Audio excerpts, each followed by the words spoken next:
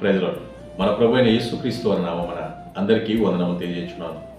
2025 సంవత్సరం సెప్టెంబర్ నెల 20వ తారీఖున తండ్రైన దేవుడు పరిశుద్ధ గ్రంథం నుండి ఈరోజు మన కొరకు వాగ్దానము పంపినారు. అదేమనగా 1 యోహాను 2వ అధ్యాయము 5వ వచనంలో ఇలా వ్రాయబడింది. ఆయన వాక్యమును ఎవడు గైకొనునో వానిలో దేవుని ప్రేమ నిజముగా పరిపూర్ణమాయను. అవును, యేసుక్రీస్తు మాటలను పాటించే వారిలో దేవుని ప్రేమ పరిపూర్ణముగా ఉంటుంది. ఇది యేసుక్రీస్తు బోధనలను, ఆయన చెప్పిన మాటలను సూచిస్తుంది. అంటే ఆ మాటలను విని అర్థం చేసుకునే వారి కోసం,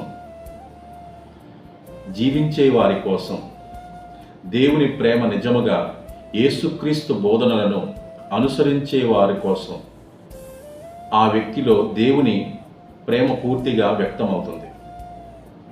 ఆయన వాక్యాన్ని గైకొని వారు ఆయన యందు నిలిచి ఉంటారని, యేసు ఎలా జీవించారో అలాగే దేవుని ఆజ్ఞలను పాటించడం ద్వారానే మనం తెలుసుకుంటామని ఈ వచనంలో రాయబడింది.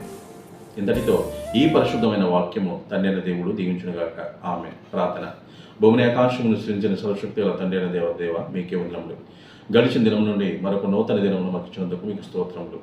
ఈ దినమంతా మేము చేసిన పనులన్నింటిలో, ప్రయాణాలలో, మా యొక్క ఆరోగ్య విషయంలో, మా పనులలో, మా చదువులలో మీరే మాకు తోడుగా నీడగా ఉండి మమ్మల్ని కాచి కాపాడుతున్నందుకు కూడా మీకే స్తోత్రములు, వందనములు తండ్రి. అలాగే ఎంతోమంది నా స్నేహితురాండ్రులు అనారోగ్యంతో బాధపడుచున్నారు. వారి అనారోగ్యం యేసునామం తొలగించి సంపూర్ణమైన స్వస్థతనివ్వండి. అనేక చోట్ల పని చేసుకున్న వారికి యజమానులతో సమాధానంగా పనిచేయడానికి వారికి జ్ఞానం ఇవ్వండి. చదువు చచ్చిన బిడ్డలకు, యవన బిడ్డలకు, చిన్న బిడ్డలకు జ్ఞానం ఇవ్వండి. వారికి చదువు చెప్పుచున్న టీచర్లకు జ్ఞానం ఇచ్చి, మంచి మనసునిచ్చి వారి కుటుంబాలను, వారిని ఆశీర్వదించండి. ప్రతి ఒక్క బిడ్డని మీ యొక్క నామములో కాచి కాపాడతారని, మీ రాజ్యంతో వచ్చినట్లయితే మమ్మల్ని జ్ఞాపకం చేసుకుని మీ రాజ్యంలో మమ్మల్ని చేర్చుకుంటారని మా ప్రభువుని మీ ప్రియ కుమారుడని యేసుక్రీస్తు వారి నామమున బ్రతిమాలి వేడుకునిచున్నాం తండ్రి. ఆమేన్. అందరికీ క్రీస్తు నామమున వందనము తెలియజేస్తున్నాను. ఈ వాక్యము ధ్యానించండి, అనేక మందికి తెలియచేయండి. దైవ దీవెనలు, దేవుని ఆశీర్వాదములు మీరు పొందుకోవాలని నా ప్రార్థన.